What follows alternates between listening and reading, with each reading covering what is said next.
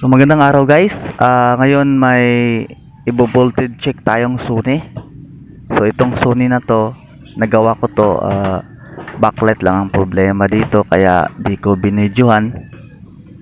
So ngayon voltage checking natin para mayroon tayong basihan kung maka-encounter ulit tayo ng ganitong model na mainboard na yung problema. So ito lang gagawin natin, voltage check lang natin.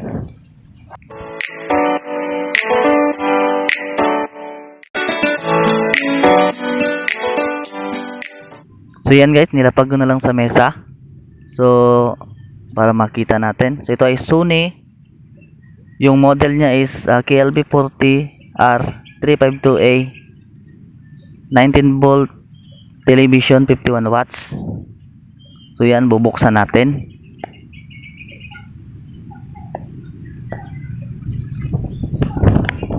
So bali hiwala yung kanyang power supply kasi 19 volt ito. Kaya yung makikita natin mainboard na yan diretso. So ito naman yung kanyang connector papunta itong backlight. Yan, pag tinanggal yan magbi-blink. So yan naman yung sa IR niya, speaker. So ito ay kanyang flex papuntang panel. So yan, pag tinanggal din yan magbi-blink yan. So bale yung backlight na yan at saka yung flex na yan dapat konektado sila para maayos yung kanyang ating voltage checking para kompleto yung voltahe kasi pag may tinanggal tayong isa dyan babagsak yung voltahe ng supply. So ano to guys, para na rin to pag may mga problema kayong ganitong model tapos burado yung kanyang mga IC, yung kanyang mga MOSFET, meron kayong basihan.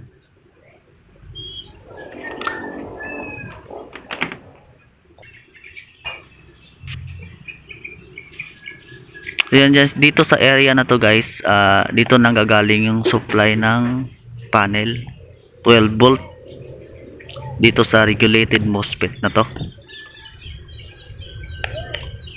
So yan, si-check natin yung kanyang in, meron siyang 19 volt.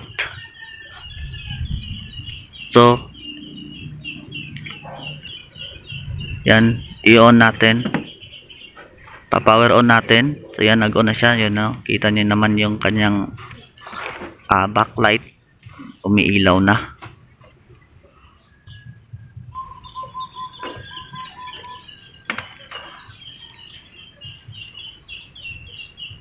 So yan guys, meron siyang 12 volt 0.2 DC output, yan papunta yan sa panel. Tapos yan namang apat na yan, ano yan, coil, inductor coil yan guys. Yan naman ay merong 9.4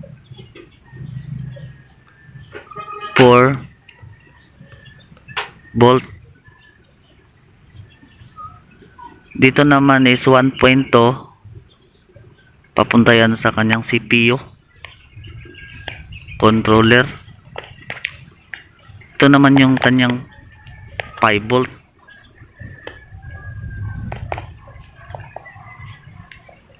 Yan, meron siyang 19 tapos 32 yung papunta na yan sa backlight niya. So bali ito, tataas yung kanyang voltahe mula 19 papuntang 32. So dapat yan guys, yung 1.2 na yan dapat nandyan yan para good yung TV ninyo. Pag wala yan, may problema na yung TV ninyo. Yan 1.2 saka yung 3.3 at saka 5 volt dapat present yan.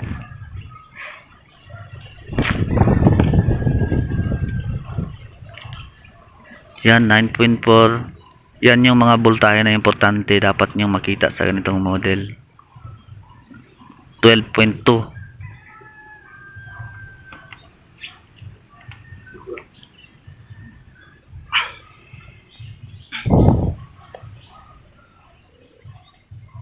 So ayan yung mga voltahe niya guys. So tatanggalin natin to para medyo makita natin yung kanyang mga number ng mga MOSFET ng ginamit nila. So para to sa mga bago guys, yung mga bago na di pa alam yung voltahe ng ganitong model, manood lang po kayo sa video na to, makikita nyo yung mga voltahe. Tapos pag nag-check kayo tapos wala, yan yung makikita nyo kaagad yung mga problema.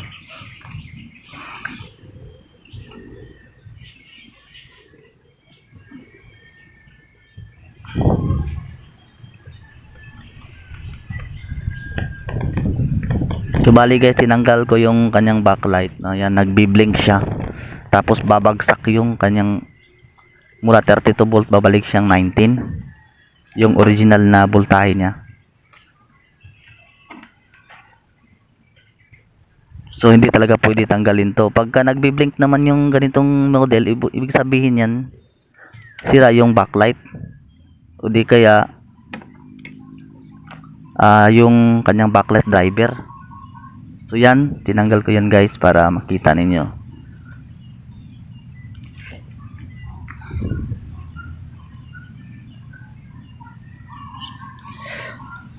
So dito banda guys, ito yung source ng 5 volt.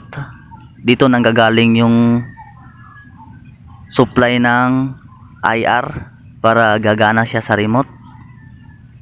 Tapos sa USB na din na meron siyang RT8296A. Yan ay regulated MOSFET. Yung out niyan, dadaan muna sa inductor coil. So yan yung dapat nyong makita pagka ganitong model. Meron talaga yung 12 volt kasi 5 volt kasi pag wala yung 5 volt na yan, di mag-on yung unit. So yan yung CPU, dyan lahat nang gagaling yung mga bali nagko-control siya.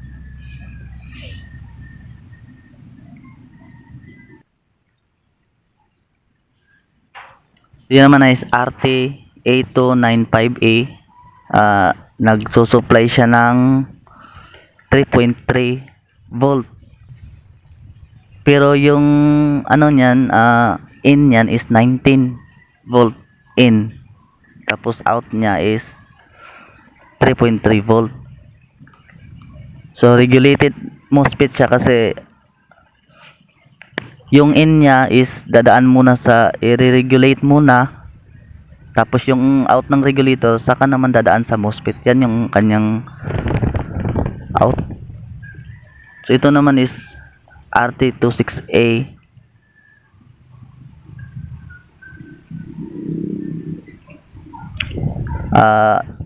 Output niyan is 1.2. Tapos yung in niyan is 19 volt.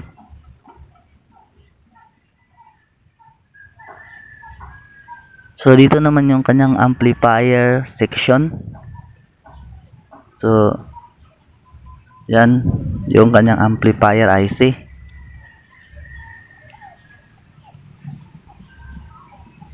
So tayong apat na yan, yan yung kanyang inductor coil. Yung mga ganyan, inductor coil yan guys. So yung mga yan inductor coil. Tapos yan mga inductor coil yan. So bali dito guys, ito yung JA6Y17 IC.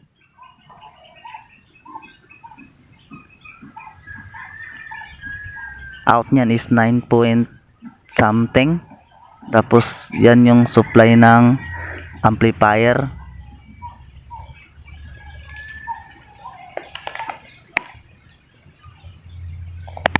Diyan kumukuha yung supply ng amplifier section IC. So dito naman is RT8292A. So itong in niya is 19 volt. Tapos yung out niyan is 12 volt. Diyan nanggagaling ang supply ng panel. Dito yan pupunta.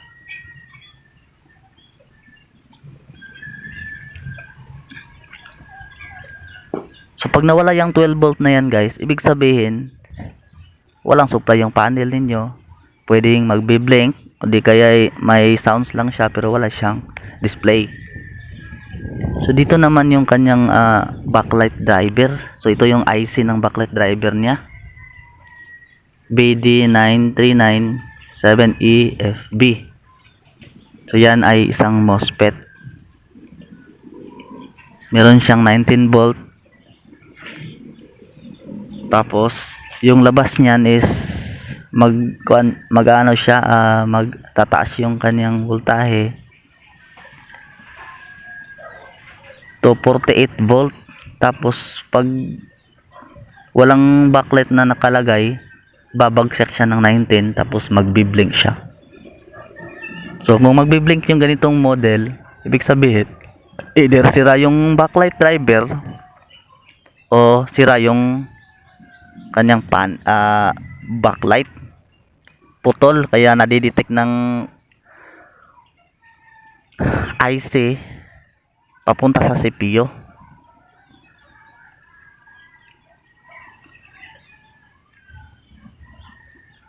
Pag yan naman yung sira guys, yung 9 point something na yan, IC na yan, magwawala din yung boses ng Sony. So walang supply. Tapos pag yung 3.3 naman yung mawala, delikado kasi talagang di na mag-on yung TV. Tapos yung 5 volt na yan, importante yan. Supply din yan ng USB. So yung 5 volt na yan yung unang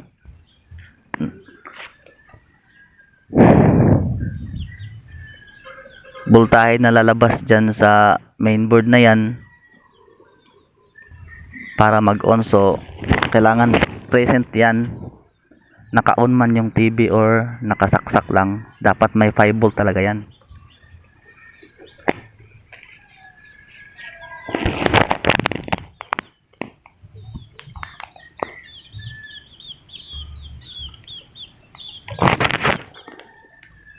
Yan yung connector ng panel guys.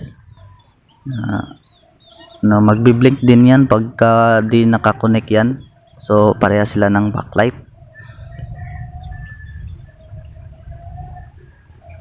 So bali yan lang yung dapat nyong makita kapag Sony na ganitong model. So guys, yung mga bago pa lamang sa aking channel, please po subscribe po kayo para po sa aking mga video, para ma-notify po kayo. Mag-click na rin po ng notification bell.